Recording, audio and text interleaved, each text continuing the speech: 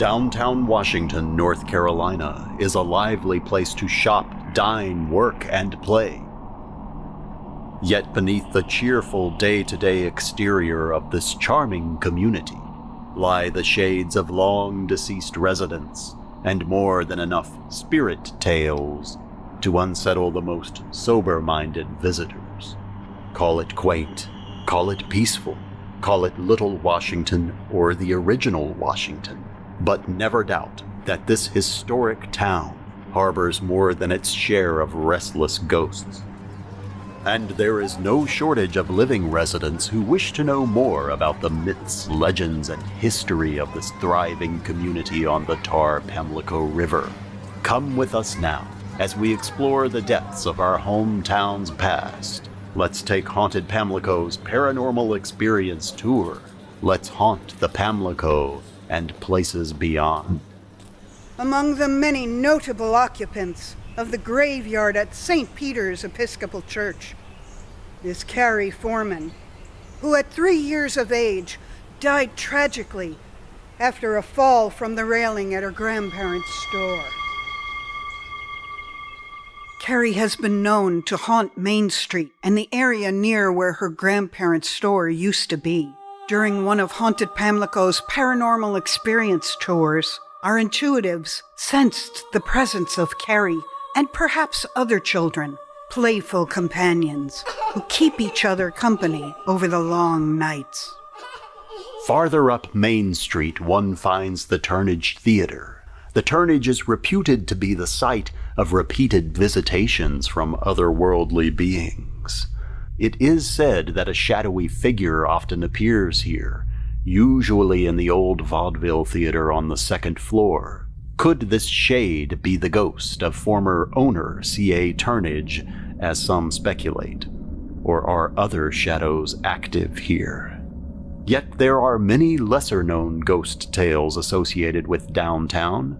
Here, local historian Jack Willard shares an account of a haunting from the late 1990s. The history what I'm going to cover tonight will be a period in the 90s to around 2002. Now, they are apartments, second floor, third floor here. Well, a friend of mine who lived in one of these apartments up here, they'd always been a suspicion of a something. We'll say it's a ghost, we'll say it's a figure, we'll say whatever it is. In 2002, he said he awoke from being dead asleep, and there was a figure standing in his bedroom. She was a Victorian lady, probably 1860s, 1880s, depending on that kind of time period. Jack has also shared with us reports of the haunting of radio station WRRF-WEEW, the halls of which are said to be frequented by the presence of an on-air announcer who passed away many years ago. Jack harbors a wealth of these chilling recollections, among them memories of a former funeral home on an upper floor of a commercial property here. But now to a more infamous story, perhaps Washington's widest known piece of combined history and afterlife lore. This building, which dates to 1786, houses the headquarters of the Beaufort Hyde Martin Regional Library. In the 19th century, the second floor of this place was used as a courtroom, and it was here in the 1850s that the Reverend George Washington Carawan was tried on murder charges. Carawan killed teacher Clement Lassiter. The minister believed his wife had had an affair with Lassiter. Upon being found guilty of murder in the courtroom above, Carawan pulled out a gun. He shot a prosecutor, then shot himself. Carawan died in the courtroom. It is said that ever since, the Reverend has haunted this building. Haunted Pamlico's Paranormal Experience Tour is led by a pair of intuitives who have a deep interest in post-life phenomena. Meet our guides into the beyond, Catherine Ward and Beth Moulton. Can you tell us a little bit about what you discovered during the tour? When we first walked up there, we both heard just this like cacophony of whispers. And there were so many that you couldn't understand anything. It was just this cacophony of whispers.